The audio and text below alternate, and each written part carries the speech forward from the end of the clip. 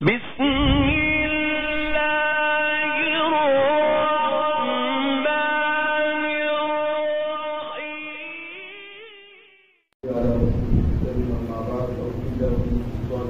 اللہ الرحمن الرحيم لو أنزلنا هذا القرآن على جبل لرأيته خاشعا متصدعا من خشية الله وتلك الأمثال نضربها للناس لعلهم يتفكرون. وقال النبي صلى الله عليه وسلم خيركم من تعلم القرآن وعلمه.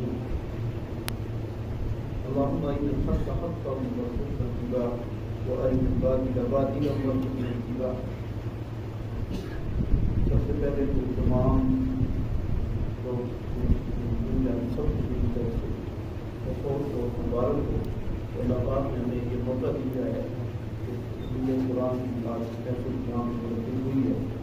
میں مختصر سی بات کروں گا.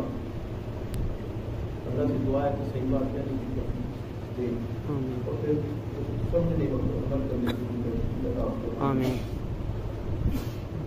یہ رمضان شریف کا جو آخری مشورہ چل رہا ہے، آپ نے کچھ وجہ دینی ہے. میری باتیں بہت مختصر ہوگی. اس اشرے کے اندر قرآن مجید کا نزول بھی ہوا ہے. اب مفسرین لکھتے ہیں کہ جو قرآن مجید کی عظمت ہے نا، یہ متشابہات میں سے ہے. یعنی کہ جس کے بارے میں ہم اندازہ نہیں لگا سکتے. جس طرح جنت اور جہنم کے بارے میں فرمایا نا کہ ہم زیادہ سے زیادہ کیا کہہ سکتے ہیں کہ جنت ایک بہترین جگہ ہے اور جہنم ایک انتہائی بری جگہ ہے، لیکن اس کی اچھائی اور برائی کا، گہرائی کا ہم اندازہ لگا ہی نہیں سکتے. اسی طریقے سے مفسرین نے یہ لکھا ہے کہ قرآن مجید کی عظمت یا اللہ اور اللہ کے رسول کے علاوہ کوئی اس کا ادراک ہی نہیں کر سکتا.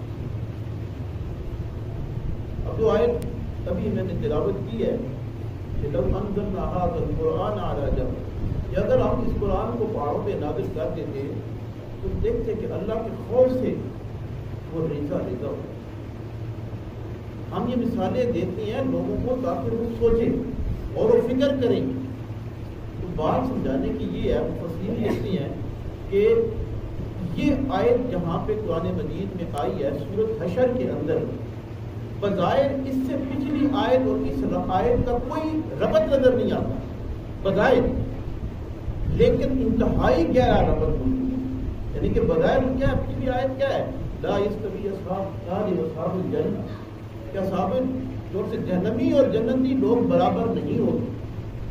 اصحاب الجنت هم الفائزون، جو جنت والے ہیں وہ بلند مقامات پر ہوں گے، اونچے مقامات پر ہوں گے. اور فوراً قرآن آگے کہتا ہے کہ لو انزلنا ھذا القرآن، اگر ہم یہ قرآن نازل کر دیتے پہاڑوں پر.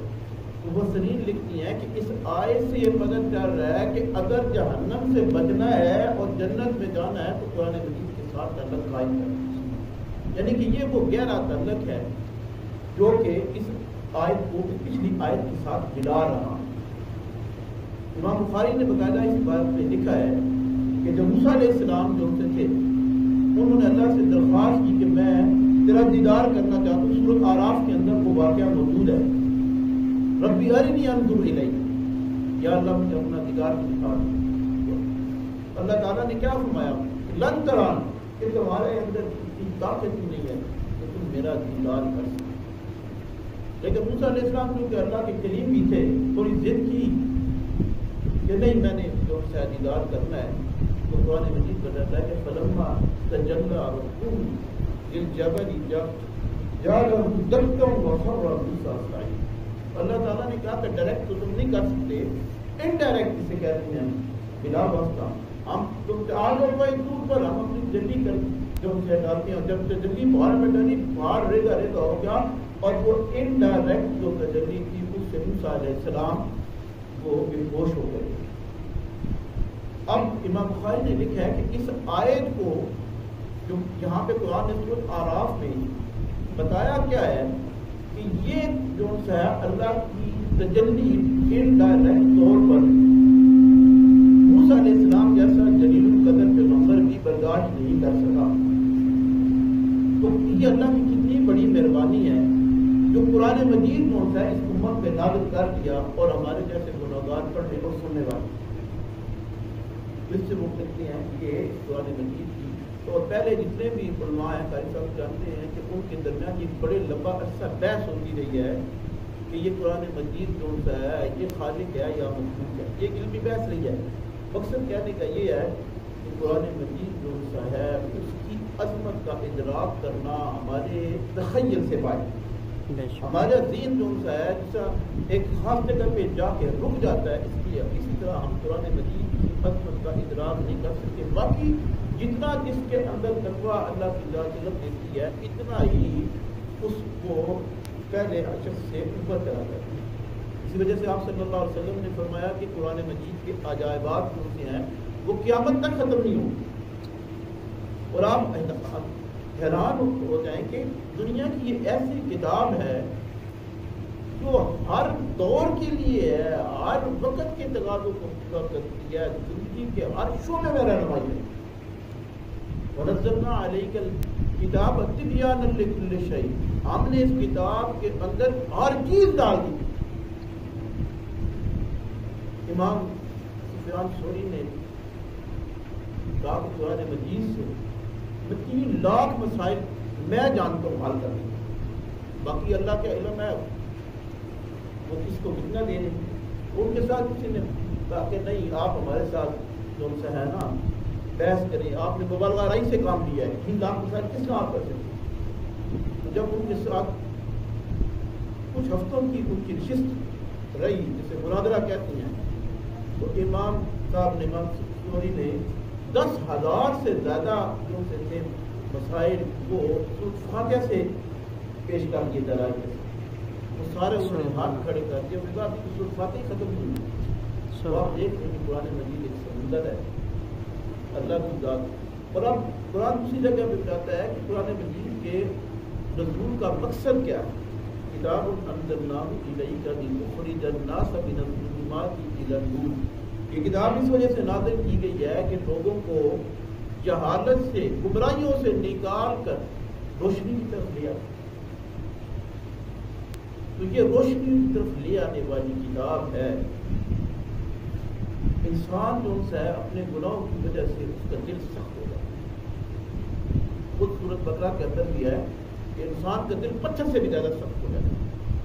ثم قست قلوبهم فهي كالحجارة أو أشد قسوة. یعنی کہ انسان کا دل بعض دفعہ پتھر سے بھی زیادہ سخت ہو جاتا ہے. اب جب کسی چیز پتھر سے زیادہ دل سخت ہو جائے گا اس کے اندر کوئی ہدایت کی چیز جائے گی نہیں. اب کیا لکھا مفسرین نے حدیث شریف سے کہ قرآن مجید ایک واحد ذریعہ ہے جو شقاوت کو سختی کو ختم کر دے. قل یا ایھا الناس قد جاءتکم موعظۃ من ربکم. آپ صلی اللہ علیہ وسلم فرما دیجیے کہ اے لوگوں یہ جو قرآن ہے اللہ کی طرف سے نصیحت ہے. یہ نصیحت کس طرح ہے کہ یہ دلوں کو نرم کرتا ہے. یہی وجہ ہے کہ آپ صلی اللہ علیہ وسلم ساری زندگی ہمیں تو پتہ چلتا ہے کہ آپ کس مقام پر بھی گئے ہیں آپ نے سب سے پہلا کام کیا کہ قرآن مجید کی تلاوت. اس کی وجہ کیا ہے کہ جب تک دل نرم نہیں ہوگا بات دل کے اندر جائے گی. اور اس چیز کے اندر آتا ہے کہ آپ مختلف مقامات کے اوپر جب جاتے ابتدائی طور پر سورۃ قاف جو سی ہے اس کی تلاوت کرتے 26 پارے کے آخر میں قاف والقرآن المجید.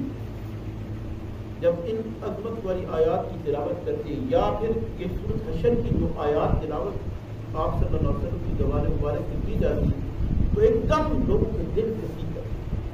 یعنی کہ قرآن مجید کا جو سب سے پہلا کام یہ ہے کہ وہ دلوں کو نرم کرنا. الذین اذا ذکر اللہ وجلت قلوبہم, جب اللہ کا ذکر قرآن مجید ان کے سامنے کیا جاتا ہے ان کے دل باغ باغ ہو جاتے ہیں. وَإِذَا تُلِيَتْ عَلَيْهِمْ آیَاتُهُ زَادَتْهُمْ ایمانا. اور جب اللہ کی آیات ان کے سامنے تلاوت کی جاتی ہیں تو ان کے ایمان میں یہ اضافہ ہو جاتا ہے. یہ علی میری ارکان اللہ سے کسی نے پوچھا کہ اگر قرآن مجید سننے کے باوجود بھی اثر نہ ہو تو انہوں نے کہا کہ یہ تو بہت ہی خطرناک ہے کیونکہ آنکھوں کی ہے اس کو چاہیے کہ سجدے میں چلا جائے. اگر قرآن سننے کے باوجود دل پہ کوئی اثر نہیں ہو رہا تو اس کا مطلب ہے کہ وہ شقاوت یا بدبختی کے عروج پہ پہنچ گئی۔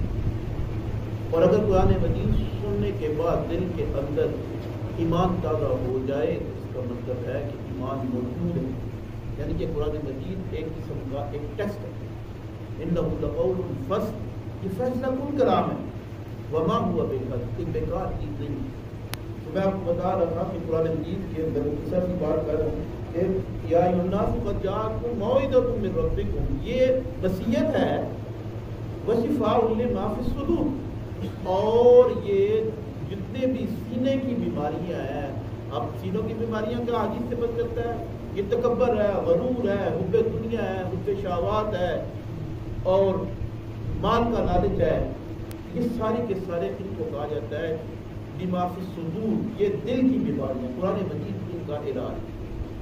کیونکہ جب یہ علاج ہو جاتا ہے دل کی ان بیماریوں کا، تکبر ختم ہو جاتا ہے، انسان میں عاجزی آ جاتی ہے، غرور ختم ہو جاتا ہے، حب دنیا ختم ہو جاتی ہے، حب مال جو یہ ختم ہو جاتی ہے، اس وقت پھر جو سا ایمان کا مزہ آنا شروع ہو جاتا ہے۔ تو قرآن مجید سب سے پہلا کام یہ کرتا ہے کہ دلوں کو نرم کرتا ہے۔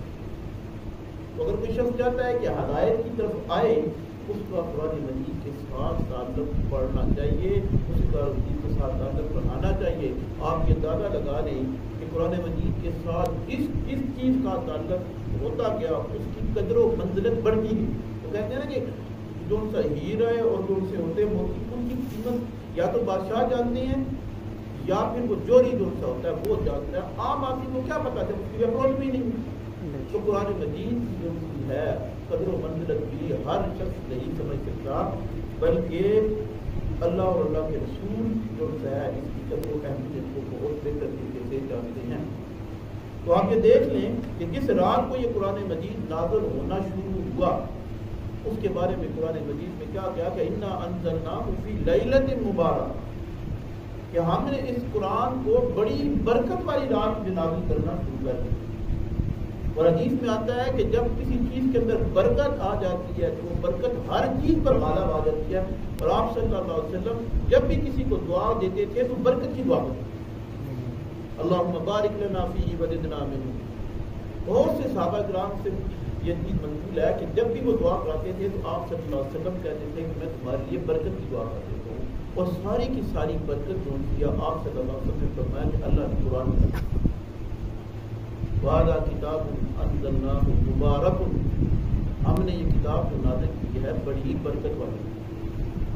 جب یہ برکت آ جاتی ہے انسان کی ساری زندگی کے تمام مسائل حل ہو جاتے ہیں۔ تو آپ یہ دیکھ لیں جس رات کو یہ نازل ہونا شروع ہوا، فرمایا کہ وہ رات ہی بڑی برکت ہے، اور دوسری جگہ پہ فرما دیا کہ اِنَّا أَنزَلْنَاهُ فِي لَيْلَةِ الْقَدْرِ، ہم نے اس کو لیلۃ القدر میں نازل کرنا شروع کر دیا۔ یعنی کہ اس صرف اب کیا ہے، بظاہر تو یہ ایک رات ہے، لیکن آپ اس سے اندازہ لگا لیں کہ اس رات کے نزول کی وجہ سے یہ 1000 مہینوں سے یہ رات جو ہے افضل ہو گئی ہے۔ کتنی افضل ہے اللہ کی ذات پہ چل جائے۔ ایک اور جگہ پہ مکہ کے شہر کے اندر یہ نازل ہوا تو فرمایا کہ یہ جو مکہ شہر ہے یہ برکت والی جگہ۔ مقصد کہنے کا یہ ہے کہ قرآن مجید کے ساتھ جس شخص کا بھی جتنا بھی تعلق ہوگا، اللہ کی ذات اس کے اندر برکت ڈال دے گی۔ قرآن مجید سراپے رحمت ہے، سراپے ہدایت ہے، انسان کو گمراہیوں سے لے جاتا ہے اور اسے نکال کر روشنیوں کی طرف لے جاتا ہے۔ اچھا آخری بات جو میں ذکر کر رہا ہوں کہ اس کے عجائبات آپ دیکھیں کہ دنیا کے اندر کوئی بھی کتاب جب لکھی جاتی ہے یا تو وہ بچوں کے لیے لکھی جاتی ہے، بڑوں کا ان میں کوئی انٹرسٹ نہیں ہوتا، تو بچوں کی کتاب ہے۔ اگر کوئی بڑوں کے لیے لکھی جاتی ہے تو وہ بچوں کے لیے بالکل نہیں ہے، بچوں کا اس سے کوئی تعلق ہی نہیں ہے۔ یہ واحد کتاب ہے جو بچوں کو بھی اسی طریقے سے مخاطب کر رہی ہے، درمیانی عمر کے بھی، بڑوں کو بھی، ایک ان پڑھ بندے کو بھی ہدایت دے رہی ہے، اس کو بھی اپنی طرف کھینچ رہی ہے، اور ایک فلسفی، ایک عالم اور ایک سائنسدان کو بھی اپنی طرف کھینچ رہی ہے۔ یعنی کہ وقت جو ہے قرآن مجید کے اندر ایسی خصوصیات موجود ہیں جو دنیا کی کسی کتاب کے اندر موجود نہیں۔ اس کے علاوہ 1 سے 2 دفعہ کتاب پڑھی جائے انسان اتار کے شکار ہو جاتے ہیں، لیکن آپ دیکھیں جس کو جتنا دفعہ پڑھا جائے گا ہر دفعہ ایک نیا مزہ اور ایمان بڑھتا رہے گا۔ قرآن کبھی بھی پڑھنے سے جو ہے پرانا اس کے لیے آپ لوگوں سے یہی درخواست ہے اس کے ساتھ تعلق قائم رکھیں۔ جو آخری بات اجر و ثواب کی میں کہہ رہا ہوں وہ میں نے پچھلے دنوں بھی ذکر کیا تھا کہ مدینہ یونیورسٹی کے امام یہ ذکر کر رہے تھے کہ دیکھیں حدیث شریف کے اندر ہے کہ جو شخص جس کو رمضان مل گیا اور اس نے اپنی بخشش نہیں کرائی وہ حرام ہو. انہوں نے کہا کہ آپ صلی اللہ علیہ وسلم نے کتنے سخت الفاظ کیوں استعمال کیے؟ اس کی وجہ وہ بتا رہے تھے. انہوں نے کہا کہ ہم نے جب مطالعہ کیا ہے تو پتہ چلا ہے کہ رمضان کا مہینہ ویسے ہی برکت والا مہینہ ہے. اس کے اندر کم از کم 70 گنا جو سا ہے وہ اجر و ثواب بڑھا دیا جاتا ہے. اور آپ کو پتہ ہی ہے کہ قرآن کا ایک اصول ہے کہ ایک نیکی جو سی ہوتی ہے وہ 10 کے برابر ہوتی ہے. ویسے عام حالات میں منجا بالحسنۃ فلہ عشر امثالھا، تو اگر اس حساب سے دیکھا جائے تو ایک نیکی رمضان میں 700 کے برابر ہو جائے گی. وہ بتاتے ہیں کہ آپ اندازہ لگائیں کہ قرآن مجید کو جب پڑھا جائے گا یا سنا جائے گا وہ حدیث کے مطابق قرآن مجید کا نماز کے اندر پڑھنا یا سننا 100 گنا افضل ہے. 100 گنا افضل ہے. اس کا مطلب ہے کہ ایک جو سا ہے سپارے کو پڑھنا یا سننا جو سا ہے وہ آپ 70 کو جو سا 100 سے آپ ضرب دیں. پھر وہ کہتے ہیں کہ حدیث کے مطابق ایک لفظ پڑھنے کا ثواب 10 نیکیوں کا ہے. اور قرآن مجید کے جتنے بھی الفاظ ہیں انہوں نے اس کی کیلکولیشن کی. انہوں نے کہا کہ 32 کروڑ کے قریب نیکیاں ہیں وہ ہیں جو احادیث سے ثابت ہو رہی ہیں. اور قرآن اسی جگہ پہ کہتا ہے کہ کل قیامت والے دن کوئی ایک نیکی بھی اسے کو نہیں دے گا. 32 کروڑ نیکیاں قرآن مجید پڑھنے یا سننے سے ملتی ہیں عام حالات. اور رمضان شریف کے اندر آپ اس کو 70 سے ضرب دے دیں اور اگر نماز میں سن لیا تو اس کو پھر 100 سے ضرب دیں. تو آپ اندازہ لگا لیں. وہ کہتے ہیں کہ دنیاوی سارے کیلکولیٹر فیل ہو جاتی ہیں. مقصد کہنے کا یہ ہے کہ اتنی لوٹ سیل کے اندر بھی اگر کوئی شخص اپنی بخشش نہیں کرا سکا تو رمضان کے بعد وہ کیا کرے؟